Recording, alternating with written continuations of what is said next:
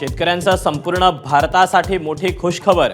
यावर्षी सरासरीच्या 105% पावसाचा अंदाज। भारतीय हवामान विभागाची माहिती।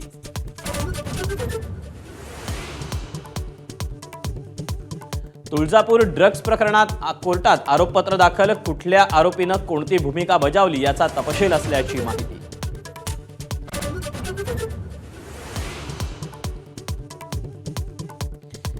बीड जिल्ह्यात गेल्या 15 दिवसातली तिसरी हत्या।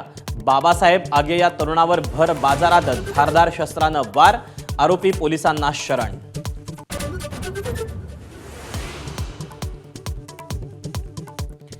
सिंधुदुर्गातील 2023च्या प्रकाश बिडवलकर हत्या प्रकरणी 4 आरोपींना अटक।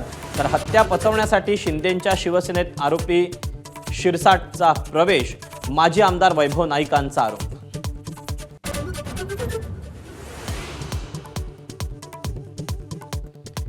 चंद्रकांत खैरे आणि अंबादास दानवे यांच्यातील वाद मातोश्री दरबारी सुटला। आमच्यात वाद नव्हताच, बैठकीनंतर खैरेंची प्रतिक्रिया।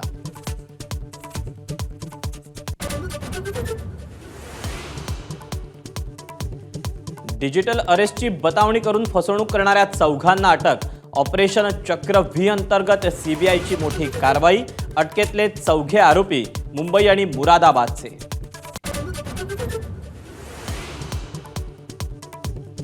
मृत शिक्षण अधिकाऱ्याची सही वापरून 2016 ते 2024 दरम्यान 100हून अधिक शिक्षकांची भरती। नागपूरच्या बोगस शिक्षक घोटाळ्यात धक्कादायक आरोप। सखोल तपास करण्याचे मुख्यमंत्र्यांचे आदेश।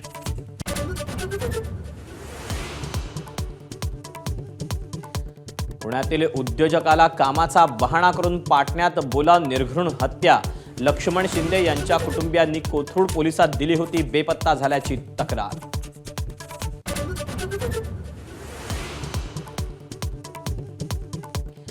पुण्यात खेळण्यातल्या पिस्तुलाचा धाक दाखवून ज्वेलर्सवर दरोडा।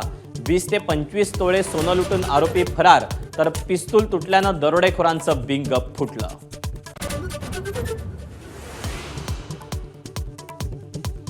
नगरपालिका आणि नगर परिषदांमधील मंत्रिमंडळ बैठकीत मोठा निर्णय।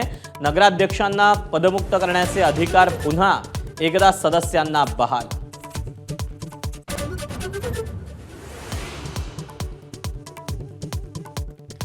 बिहार निवडणुकीच्या पार्श्वभूमीवर तेजस्वी यादव आणि राहुल गांधींची भेट। मुख्यमंत्री पदाच्या चेहऱ्यावर चर्चा झाल्याची माहिती।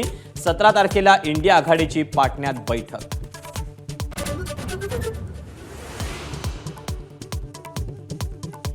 अयोध्येतील राम मंदिर बॉम्बनं उडवून देण्याची धमकी। श्रीराम मंदिर ट्रस्टला आला ईमेल। पोलिसांकडून सखोल तपास सुरू।